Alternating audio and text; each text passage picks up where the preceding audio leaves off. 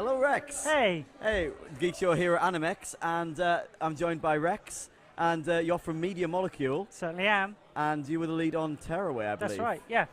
Yep. We've been spending the last few years building a paper world, so everyone can just find it just unraveling and unpeeling and opening on their Vita. And if I understand right, you've just auctioned off a blank piece of paper? I have, yeah. I think that's a very, very valuable piece of paper. It seems very fitting, given that... I think so. I think Tearaway, definitely, there are features that Tearaway made me use that I didn't know were on the Vita. Okay, cool. Like the control methods. Okay, yeah. I don't think any other games actually introduced me to the back. Right. Yeah. The touch on the back. Well, to be honest, it was quite hard to get people to actually explain to them that they really could do that, because it's not an interaction that you've ever done before, on any other system, and we really wanted to get the maximum out of it, but also really make it make sense. It's not like some gimmick. It's actually, if it's a world made of paper, you can see through the paper because we're using the camera to show that it's thinner. You can see your feet underneath. Actually go, okay, what will happen if this is thinner? If I touch the back of the Vita, whoa, okay. And for it to be tactile and react how people expect it to when they touch it. Totally, yeah. So how was it to craft this world? Yeah. How did you go about it? Well, I mean, we knew we wanted to make something very tactile and use all the sensors and really make the most of the fact that it's a world that you were holding in your hands, because it's obviously a handheld system. In order to make it, we had to do, we had to think about the style and do some concept art. We kind of made a few missteps where we were trying to go down a more traditional route with concept art, and then we just thought, why are we creating this, on paper? We should be making it out of paper. So we just got back to basics, actually, cutting stuff up, building it, kind of looking at the imperfections, the way the glue unstuck. Yeah.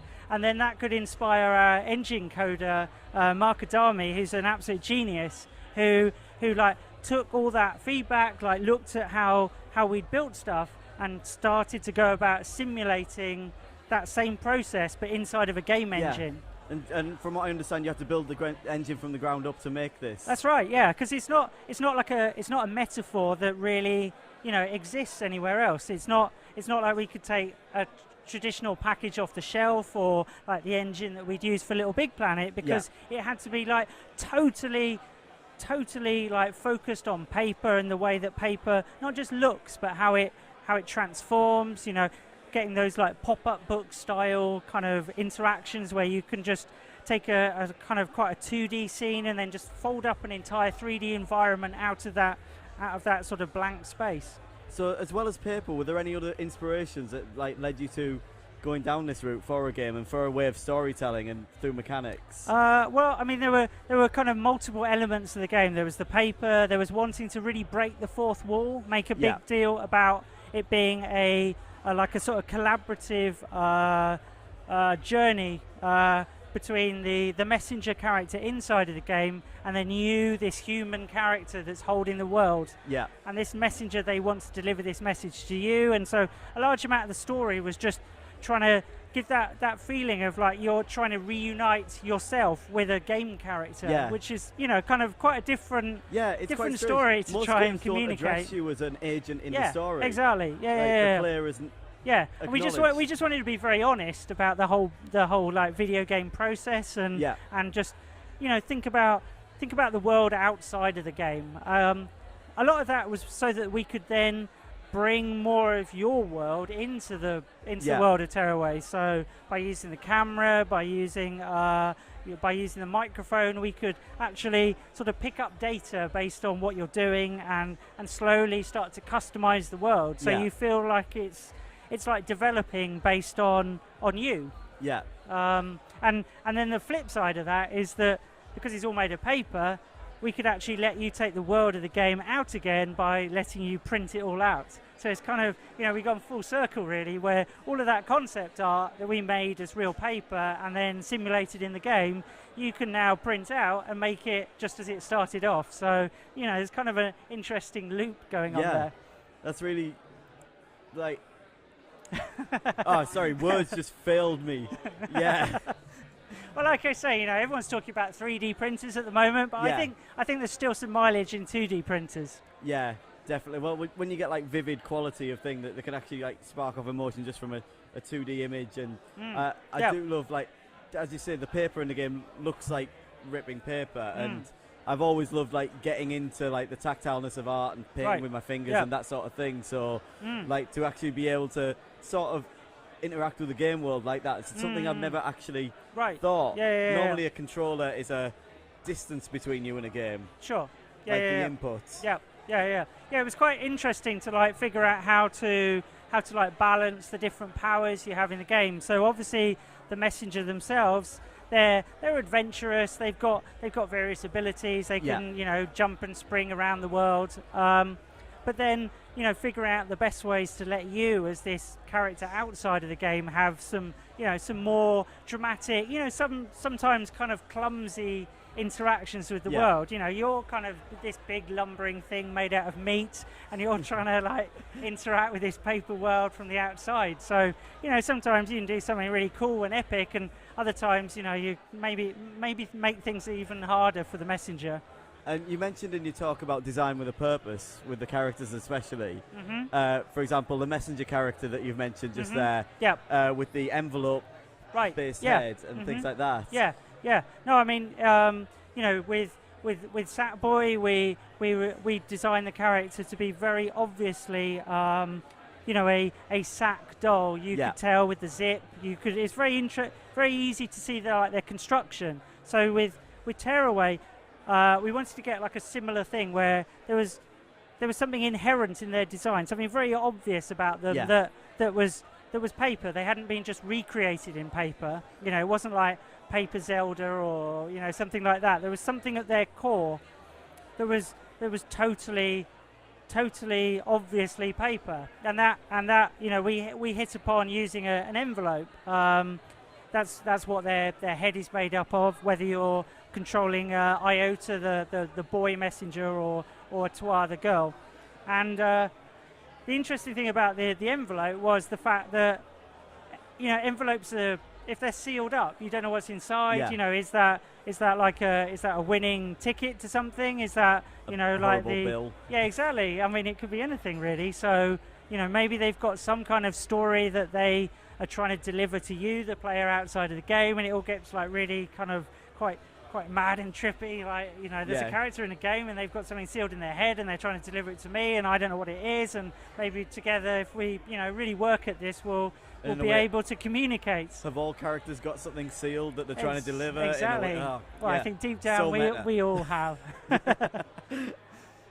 Oh, it's been great to speak to you. I could probably go on ages about the tactile substances of games.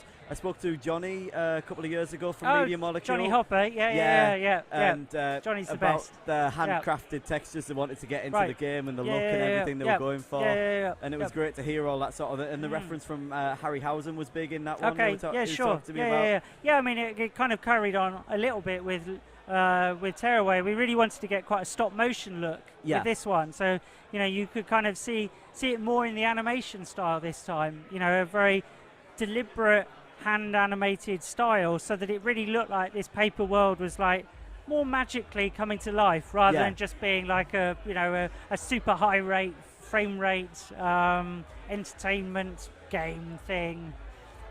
And bizarrely, is it harder to actually pull off something that looks that handcrafted compared to something that looks standard high res? I mean, the important thing is to know where to where to draw the line on that stuff. So we were very clear that the kind of animated elements, like the characters that you were meeting, the scenery had this kind of stop motion look. But then anything that you're interacting, like when you're touching the screen, when you're pushing into the world, that's happening at total full frame rate. So that's the simulation. That it wouldn't make sense if that stuff felt stop motion, because that's the stuff you're doing. My hands are in stop motion. I'm a human being. I tend to, maybe tomorrow morning I won't be at a high frame rate, but we're pretty solid. So that was the best way for us to get that balance, really. Oh, that's brilliant. And we've been asking all the people that we've had on the sofa so far today just to give a bit of a recommendation of what games that you think our listeners and viewers should be playing. Wow. Okay, so... Now, you can definitely say Tearaway if you want to, because I'd say it's a game worth getting a Vita for. That goes without saying. Yeah. I mean, obviously everyone in the entire games playing world is already playing Tearaway. So if you're looking for something other than Tearaway, I would definitely recommend. I'm playing a lot of Resogun at the moment on PS4. That's ridiculously compelling. What else? Don't Starve, I've been playing. Oh, yeah. Really good. Stanley Parable, I've enjoyed. Does some similar kind of fourth wall breaking things that we've been doing. It's just, there's a whole bunch of stuff. I mean, at the moment, I think it's a real boom time for kind of more interesting, quirky ideas to like rise up, and you can genuinely be surprised by stuff that you might see on PlayStation Store or wherever you're looking. Do you think it's hard to get the fourth wall aspect right without causing a disconnect? I think it needs to be within like a strong context. Yeah. I mean, another game that sort of breaks the fourth wall is Assassin's Creed, which I'm a huge fan of. With the Animex and exactly. I mean, they pull off like quite an interesting trick in that they kind of break the fourth wall and then surprise you by putting a fifth wall in. It's like, you're not really seeing outside of the game because they're just simulating another game within the game. So, that's kind of their way of dealing with it. I mean, our fourth wall breaking, we needed a focus, so we focused it very much on the player. We didn't go like completely nuts, but so it felt very much like the player, the human being that's holding the Vita. Within your set of rules and within a context. Yeah, exactly. So. Yeah, it's like this world is the hole in the world is this sort of rift between the world is totally there to like sort of shine the light on the player. Oh, that's excellent. Thanks very much for talking to us, Rex. Thank It's you. been excellent. Yeah, it's been fun. Thank you. Cheers. Cheers.